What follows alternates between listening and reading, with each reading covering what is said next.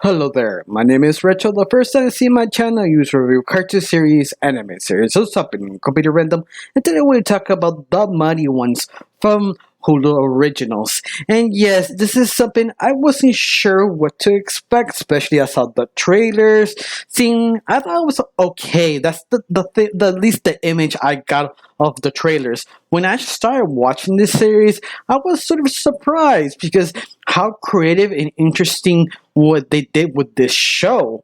And to at least explain the idea of the show, think of it basically kind of like Seinfeld or Sunny in Philadelphia, if I say that name right, of that show. Think of those show, but the next step. Basically, four friends are sort of hanging out, weird things happen, but at the same time, it's how bad they are, how awful as persons, but at the same time, each other, they call themselves out every time they do something bad, something dumb, or need something help person to grow better. That's basically the idea of the whole show, but they do add little things about this show make itself very interesting and also stand out by itself. One of the things is all the four main characters are basically items you see in the backyard. Like Leaf, he is basically a leaf from a tree. You have Splinter, who is basically a part of a tree. You have Barry, a fruit. You also have Roxy, a rock, who just are what the items look like, but they use that as the base of a story, especially in the first one. Like the first episode, Roxy sort of fell down in the water and she can't get up. The only problem is the rest of the friends who are trying to help her get out, they are basically has no weight. They don't have mass. Roxy does. So they see them sort of difficultly figuring out how to save Roxy, but at the same time, Roxy doesn't drown. She's a rock. She just sinks, but at the same time, she'll be stuck there forever. And the rest of her friends try to, but at the end, they don't have mass, so they can't even reach her. It's sort of the experimental way to reach her using figuring out having weight. But I love it. All four characters are basically idiots. That's why I compared this sort of like Seinfeld or Sunny in Philadelphia, because those shows, they're horrible people with sort of idiotic ideas doing horrible things to each other. But the difference of those shows and this one is this group of friends really truly care for each other, but at the same time, how they're sort of one note of characters, but they're not just one note. They have sort of layers. I think one of the big examples is Twig. I think he's probably the most layered character because when you see him, you easily know what he is. He's the safe kind of character. He just overthinks it, overanalyzes. He's super paranoid. People thinking something bad about him, but at the end, he doesn't really care anymore. Just at that second, now he's selfish. He's angry. He's trying to be more committed, and that's why it's so interesting each character because they're sort of multi-layered. They don't hold on as one that sort of stereotype.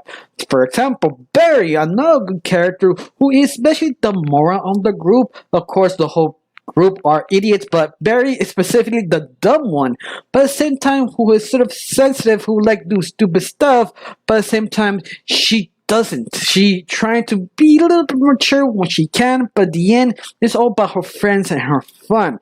You have to leave that is a character, basically the Zen kind of cool guy, like the universe is one of us, but at the end, he's probably the most selfish one in the group who easily forgets everything, or at least the most important thing on the moment because he's just sort of selfish, but at the same time, he kind of realize, yeah, stop being selfish, trying to help others.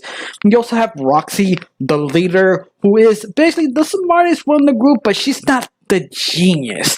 She also selfish, self-aware, that sort of leader that is sort of charismatic. I'm sorry, I'm stuttering here, but you get the idea.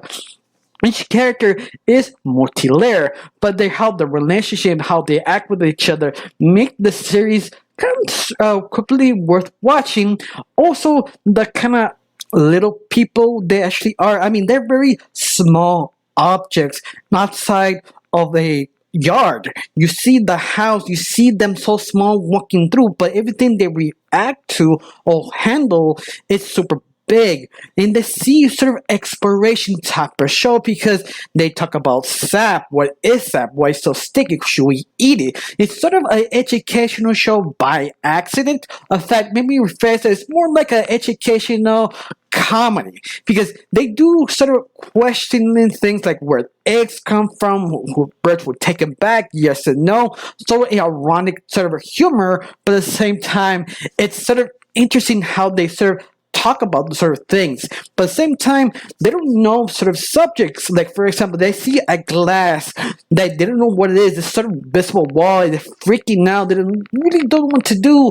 But as the audience, we know what it is. We know how that glass got there because they live in sort of a old abandoned house, a bunch of college dropouts who leak junk outside. Every time they leak something outside, the character interact with that sort of subject. So that was sort of interesting because you feel that sort of kind of like ants. You're God. You're actually drop a Coke, like with this sugar. Everybody getting super hyper, and that is sort of interesting because you feel the show can be anything they want. Just drop one little thing to see them how it react. And I think that's why the show is unbelievably interesting and fun to see.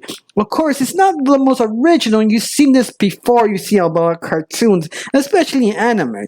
But I think it's one of the things that sort of stand out because it just feels super, what's the word? Funny, I guess is the best way to describe it.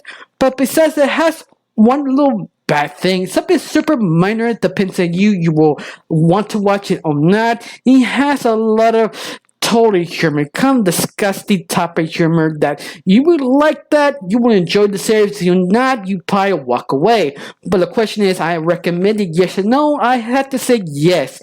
It's one of those series that you have Hulu, watch it. If you want to say if you don't have Hulu, at least just be aware this show do get nasty. I mean, there are moments like, yeah, I think I want to puke. Certain moments like, yeah, but what's more, I kind of enjoy those kind of stuff myself, so it really doesn't bother me. Yeah, I just enjoy that, so I'll let you know. Besides that, I kind of really nothing else to say. Just thank you for watching. Don't forget to subscribe and have a wonderful day. Bye.